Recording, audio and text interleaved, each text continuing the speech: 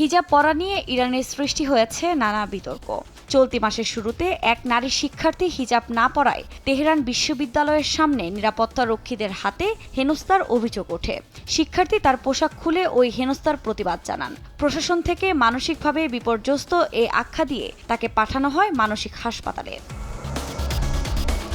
ঘটনাটির পরপরই সম্প্রতি ইরানি হিজাব আইন অমান্যকারীদের জন্য ক্লিনিক খোলার ঘোষণা দিয়েছে তেহরান সদর দপ্তরের নারী ও পরিবার বিভাগের প্রধান মেহেরি তালেবি দারেশতানি। ক্লিনিকগুলোতে হিজাব পরিধানে অনাগ্রহীদের বৈজ্ঞানিক ও মনস্তাত্ত্বিক চিকিৎসা দেওয়া হবে বলেও ঘোষণা দেন তিনি। তার এই বক্তব্যকে ঘিরে দেশটিতে সৃষ্টি হয়েছে তুমুল বিতর্ক। ইরানের নারী ও মানবাধিকার সংস্থাগুলো এতে গভীর উদ্বেগ প্রকাশ করেছে।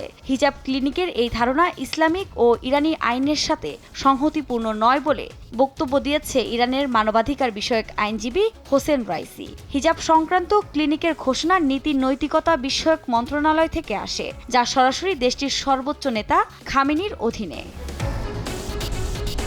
যুক্তরাজ্য ভিত্তিক ইরানের সাংবাদিক সীমা সাবেত এই ঘোষণার তীব্র সমালোচনা করেছেন। হিজাব পরিধানে অনীহা থাকা নারীদের সারিয়ে তোলার বিষয়কে ভয়ঙ্কর বলেও আখ্যা দিয়েছেন এই সাংবাদিক।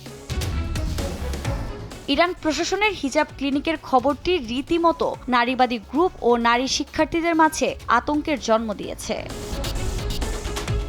নিউজ ডেস্ক, দেশ টিভি।